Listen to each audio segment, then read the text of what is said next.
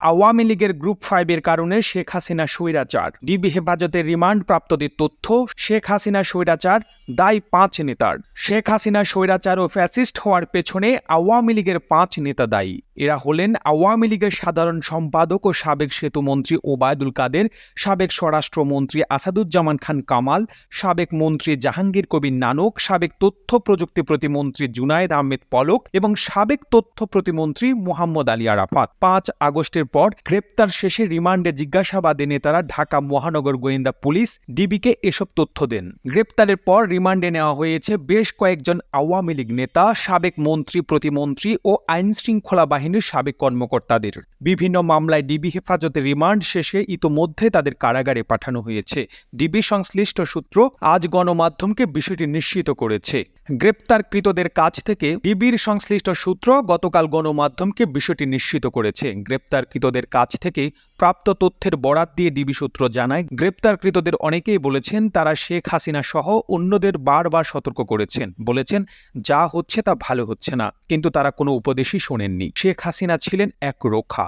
DB জানায়, জুনায়েদ আহমেদ পলকের বিরুদ্ধে অন্যরা যেসব অভিযোগ তুলেছেন সেই সব ডিবি হেফাজতে অস্বীকার করেছেন পলক। পলক ডিবিকে জানিয়েছে, অবস্থা বেগতিক দেখে তিনি পদত্যাগ করতে চেয়েছিলেন। শেখ হাসিনা সহ অন্য নেতারা তাকে পদত্যাগ করতে দেয়নি। আওয়ামী লীগ নেতা জাহাঙ্গীর কবির নানক তাকে গালিগালাজ করেছেন, বলেছেন এই মুহূর্তে মন্ত্রিসভার কেউ পদত্যাগ করলে সরকারের উপর চাপ বাড়বে। ওবায়দুল কাদের তাকে শারীরিকভাবে লাঞ্ছিত করেন।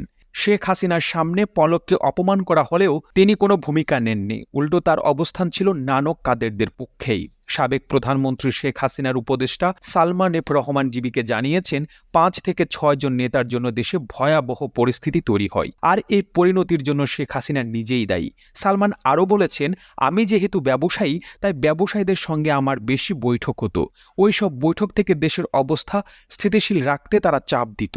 আমি ওই চাপের কথা তৎকালীন প্রধানমন্ত্রীকে অবগত করতাম, কিন্তু তিনি পাত্তা দিতেন না। রুদ্ধদ্বার বৈঠকগুলোতে আমাকে রাখতেন না।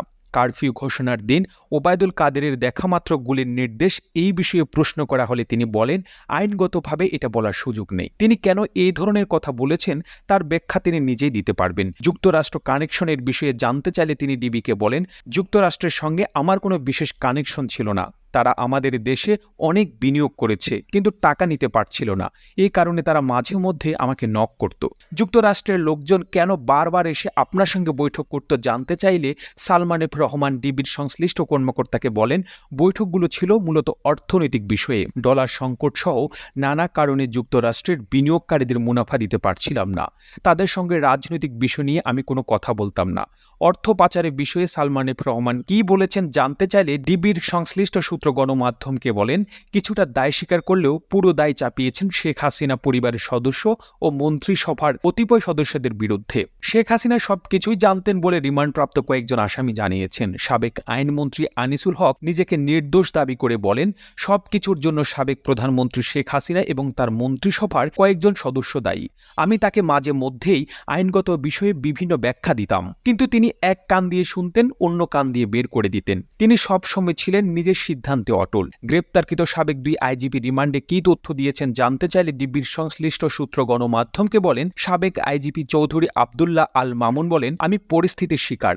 আমি গুলি চালাতে চাইনি, যা করেছি সবই প্রধানমন্ত্রীর নির্দেশে করেছি। তার নির্দেশেই ছাত্র জনতার উপর গুলি চালানো হয়েছে। ঘটনার সময় যেহেতু আমি আইজিপি ছিলাম তাই আমার দায় এড়ানোর সুযোগ নেই। এই কারণে আমি নিয়তি মেনে নিয়েছি, যা হওয়ার তাই হবে, এটা মাথায় রেখেই আমি আত্মসমর্পণের সিদ্ধান্ত নিই। পরে সেনা হেফাজত থেকে আমাকে পুলিশে দেওয়া হয়। ডিবি পুলিশের জিজ্ঞাসাবাদে সাবেক আইজিপি AKM শহীদুল হক বলেন, আমি অনেক আগেই অবসর নিয়েছি, এরপর থেকেই আমি নিষ্ক্রিয়।